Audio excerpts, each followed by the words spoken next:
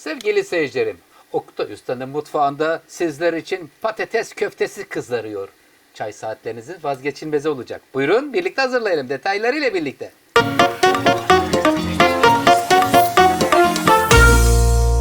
Beş tane büyük patatesimiz var. 2 tane havuçla birlikte güzel şöyle havuçlu bir patates köftesi hazırlayacağız. 5 patates, 2 havuç, kıymetli seyircilerim, 1 tutam maydanoz.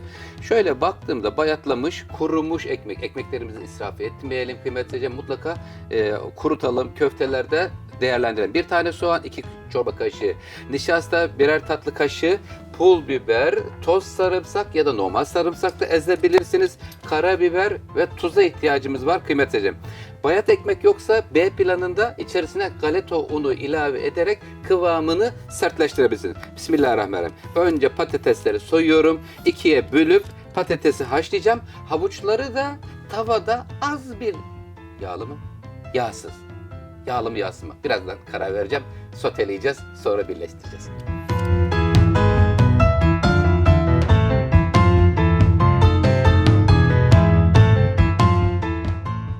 2 tane havucu rendeliyorum. Birazcık tuz vereceğim. İçerisine hiç yağ vermeyeceğim. Çünkü patates köftesini yağda Allah bismillahirrahmanirrahim kızartacağımız için ondan dolayı içerisinde de ekstradan yağ olmasın. Canım benim, sevgiyle pişer misiniz? Evet, sevgiyle pişiyorlar. Hemen birazcık tuzunu vereyim yumuşaması için. Az bir şey tuz. At içine bir kaşık açtım. Evet, kaşıkla atıyorum. Yavaş yavaş havuçlar pişerken ocağın ateşini yakmış mıyım? Yakmışım. Hemen su getir açtım. Evet, 5 tane patates kıymetli seyircilerim tencereye alındı. Üzerine suyunu veriyorum ve patatesler pişiyorlar. Vay. Çayla birlikte suyun hepsini bitirmişiz. Güya ben üzerine kadar çıkacak diye bekledim. Ama problem yok. Su hemen kaynatıp ilave edeceğim. Şimdi kıymetli seyircilerim birazcık az bir şey tuz veriyorum lezzetlensin diye. Haşlanırken bu yöntemle yaptığımızda patatesler çok çabuk pişerler. Normal kabuklu olursa uzun süre pişer ama böyle kabuğunu soyup da tak 2'ye kestiniz gayet güzel olur. 5 dakika havuçları soteliyorum. Patatesler pişiyor. Detaylar devam ediyor. Lütfen takipte kalın. Beğeni butonuna basmayı unutmayın. Teşekkür ederim.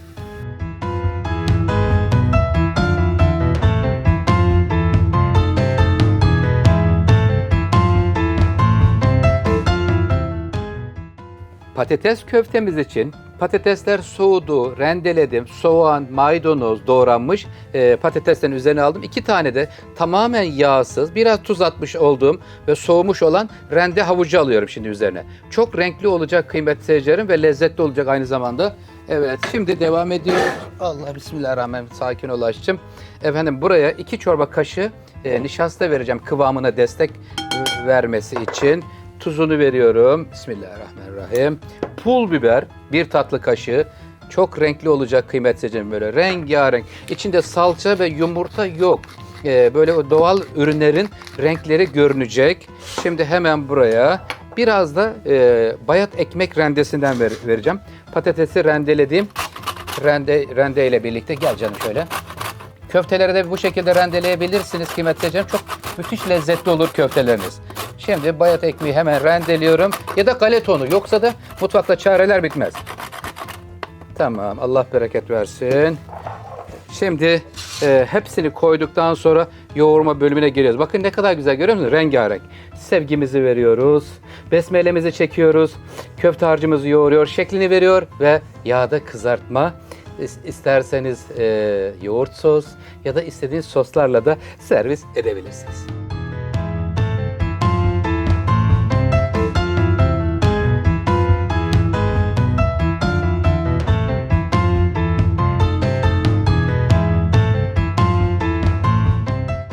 Evet, patates köftelerimizden 1 tane örnek kızarttım. Test etmek için herhangi bir dağılma var mı diye. Herhangi bir dağılma yok kıymetli seyircilerim.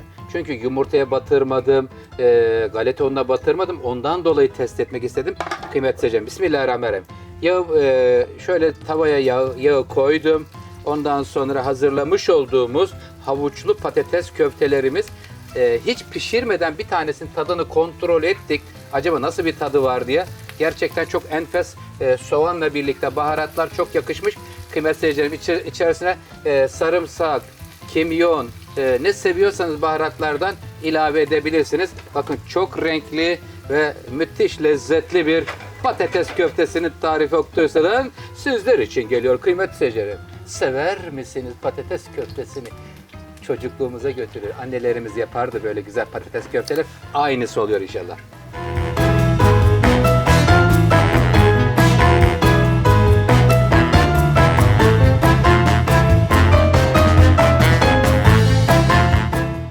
Patates köftelerimiz sevgiyle pişiyor kıymetli seyircilerim. Rabbimize hamdü senalar olsun. Birbirinden güzel nimetler veriyor. Sofralarımızda bakın böyle güzel lezzetler gelmeye devam edecek. Elimden geldiğince haftanın 3 günü YouTube kanalımda tarifler paylaşıyorum. Pazartesi, Perşembe ve Cuma günleri kıymetli seyircilerim.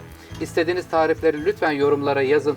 Hangi tarifleri istiyorsanız sizler için onları elimden geldiğince hazırlamaya çalışacağım. Efendim sevdiklerimize ve dostlarımıza diyoruz ki bizim köfteler hazır. Siz de hazırsanız buyurun sofraya diyoruz. Sizleri çok seviyorum kıymetli seyircilerim. Lütfen takipte kalın. Hoşça kalın. Sağlıklı kalın. Mutlu, huzurlu günler diliyorum efendim. Allah'a ısmarladık.